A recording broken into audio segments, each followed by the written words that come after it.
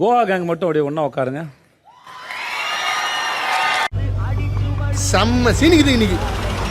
இன்னைக்கு என்னெல்லாம் பண்ண போறானோ. நானே ஒழுங்கா விளையாடல சார். ஐயோ தெரியுங்க, நீங்க கேட்ட கேள்வி மட்டும் பதில் சொல்லுங்க. பாய்ஸ் டீம்ல சொம்பு தூக்குற அளவுக்கு யாருமே ஒருத்தர் டப்பா அடிச்சு நான் பார்க்கல சார். அப்போ நீங்களே வச்சிருங்க அது.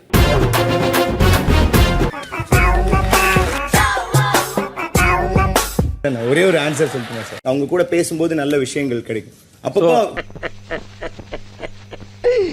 ஐயோ ஐயோ சும்மா பேசுறது தானே தவிர I am not belong to that. நீங்க பேசும்போது எங்களுக்கு ஒருத்தரோட ரியாக்ஷன் கட் பண்ணி போட்டாங்க சார். அதை நீங்க பார்க்கல. அது யார் நான் சொல்ல மாட்டேன் சார். இந்த இடத்துல எங்க பேசணுமோ அங்க சுருக்கமா பேசு. ஆமா, அவரை மாதிரி பேசக்கூடாது. ஏன் உருட்டுக்கிட்டே இருக்கணும்? வாங்க, இதான் பாயிண்ட் அப்படி சொல்லுங்களேன். என்ன ஆயிட போகுது?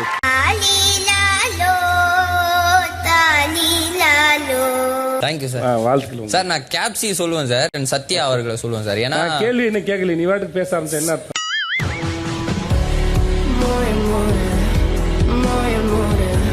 என்னையும் முடிஞ்ச அளவுக்கு என்னையும் டாக்கிள் பண்ணி எனக்கு பதில் சொல்லாம இருக்கிறது.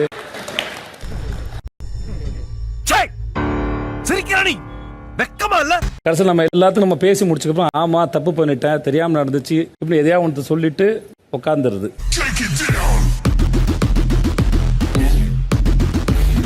திறமையை வெளிப்படுத்தினாரு, அது ஒரு இடத்துல நின்றுச்சு. அவர் அப்ப நான் பாடிட்டே இருக்கணுமா? அவரு அடியெல்லாம் படிச்சதா பரவாயில்லையா? அத வேற ஞாபகப்படுத்திட்டீங்க.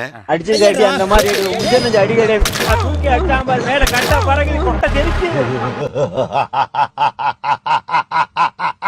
இடிக்கும் போதெல்லாம் எனக்கே பக்குன்னு இருந்தது. அது சொல்லக்கூடாத இடத்துல வேற அடி, நான் இங்க சொல்ல முடியாது.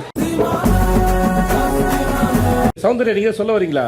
இல்ல சார். அப்புறம் பின்னாடி வந்து என் குரல் கேட்கவே இல்லை அப்படின்னு நீங்க வருத்தப்படக்கூடாதுல்ல. அதனாலதான் எனக்கு உங்க எல்லாரையும் பிடிக்கும். Thank you sir. எனக்கு உங்க எல்லாரையும் பிடிக்காது. Thank you sir. பிடிக்காதா? என்னடி இது? ஜெஃப்ரி வந்து மந்திரி சார்.